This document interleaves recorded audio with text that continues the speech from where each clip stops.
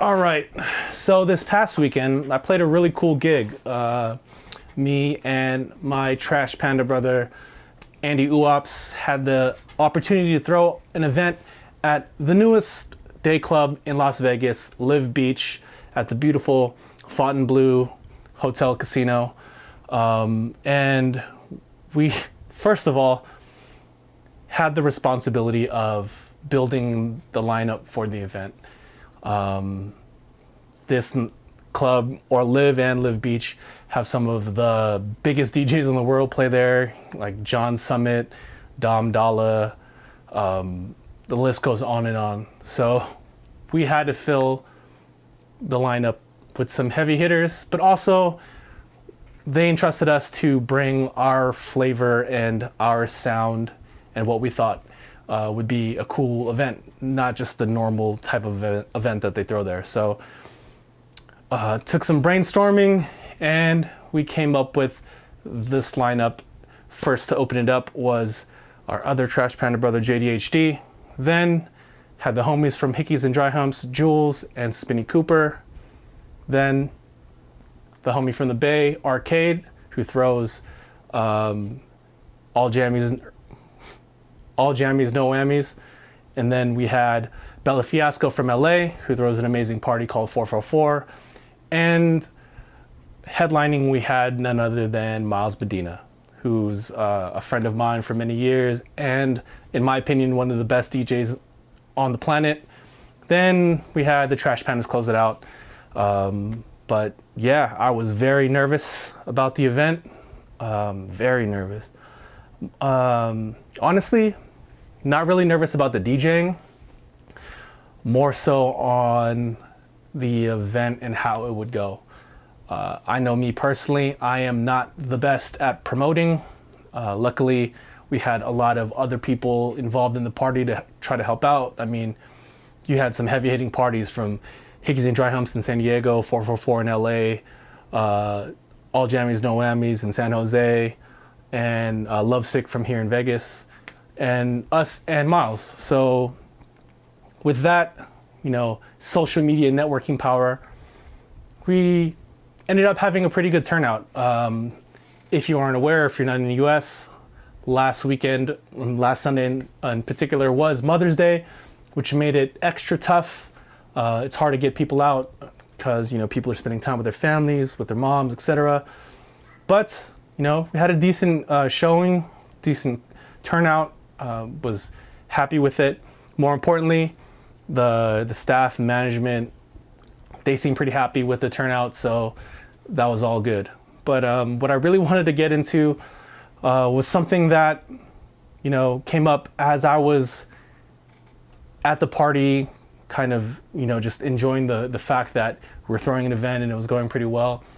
But I wanted to talk about confidence in DJing, especially in an environment like that where all of the DJs on the lineup, I think, are fantastic, great DJs in their own right. But it made me think, like, man, I have to step up. I got to make sure that I do my job, and I got to make sure that this is going to come out wrong, but I got to make sure that I'm not the worst DJ on the lineup. And I think that made me think about, do I really doubt my skill set like that? And if so, what do I do to, make sure that I have the best, the best result possible, right? And I spent the last week kind of prepping and going through, music and thinking about it being at a day club on the Strip, but also maintaining my sound and the way I DJ, and going back and forth about the sound of the other DJs and how they play and what they play, and just a lot of factors, right? But the number one thing I think you can do in that situation is just preparation. Now, I'm not saying play off of a playlist and just that, but being prepared, having things organized where I know if I needed to go in this direction, I knew exactly where to grab, or this direction, I knew I had a crate or playlist for that. And you know, especially towards the end of the event when it was about to be the closing set, the Trash Panda set, me and Andy, we decided to do a giant back-to-back. Not just me and Andy, but literally, let's see, Miles, Arcade, Andy, myself, Jay, 6 DJs going back-to-back on 3 CDJs. Now, this was made a lot easier with all of us playing on USB sticks and being able to switch in and out. Made it really fun. Each DJ would play a couple tracks and just kind of go in a circle. Brought up the energy in the booth. Had a lot of fun playing a set like that with my friends. Shout out to DJ5 who just happened to be there and happened to have a USB on him. He hopped in too, even though he wasn't scheduled, but made it super fun. It was a great surprise. Love to hear 5 play and love playing a set with 5.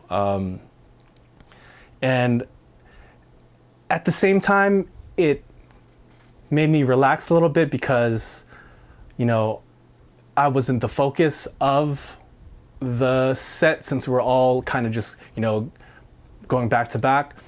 But at the same time too, the expectations in my mind as a DJ were heightened because now I'm literally matching the energy of all of these great DJs, one right after the other, and it's like, okay, whatever you do, don't drop the ball. And made me think about that too, like, is to have that thought, does that mean I lack confidence in my set, or does that mean that I just care more about, you know, making the set as great as it can be and just being the best DJ I can be?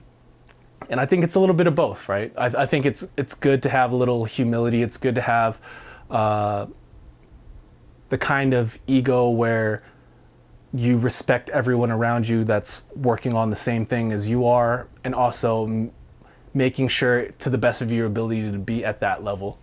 And I welcome that challenge.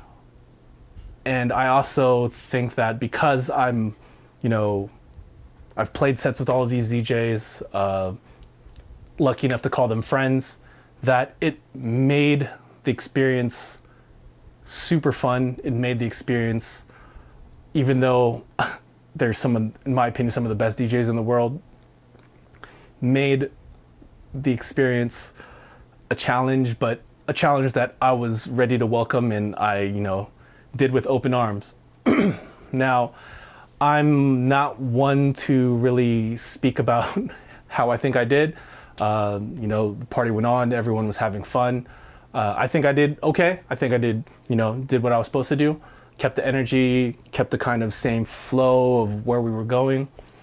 And at the end of the party, I was proud of myself, you know.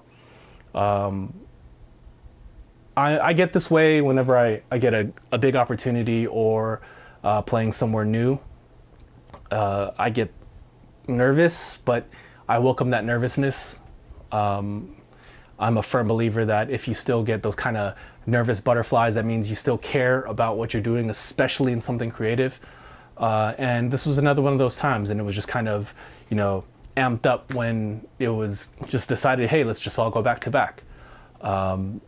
It was great, but it really tested first of all, it tested my preparation, because with so many different minds, so many different DJs kind of playing,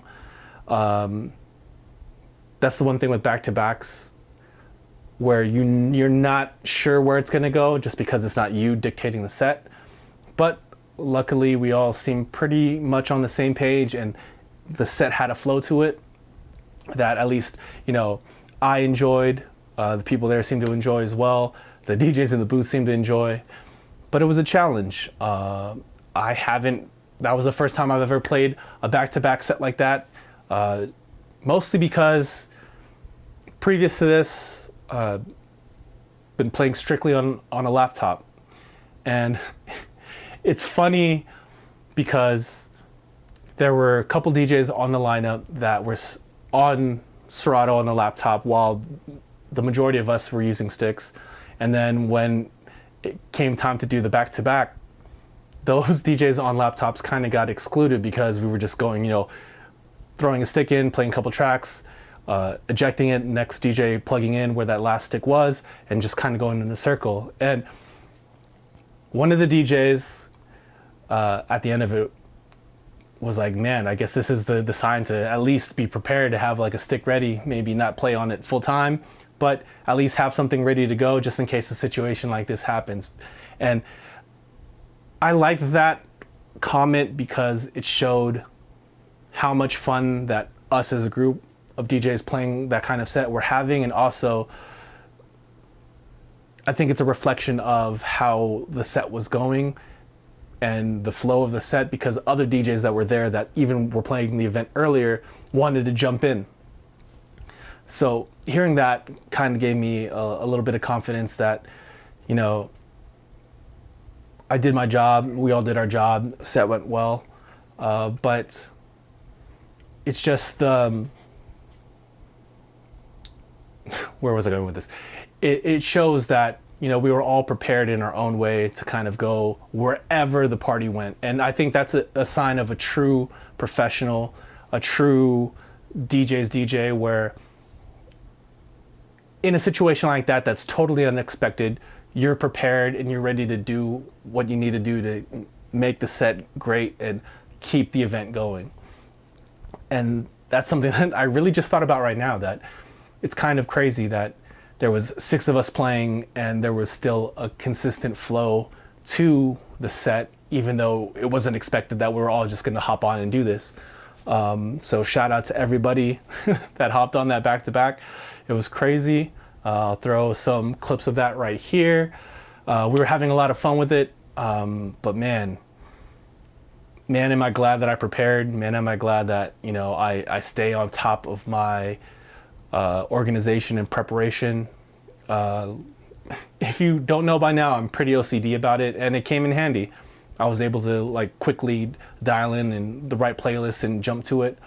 But man, that was a special kind of set, and I'm glad that I had enough confidence not to back down from that challenge and just, you know, jump in and go all in and just keep going with it. And that's the beauty of like DJing, right? Where you can take some unexpected turns, but if you're with the right people and those people are prepared in the right way, it can just turn into something beautiful, turn into something great.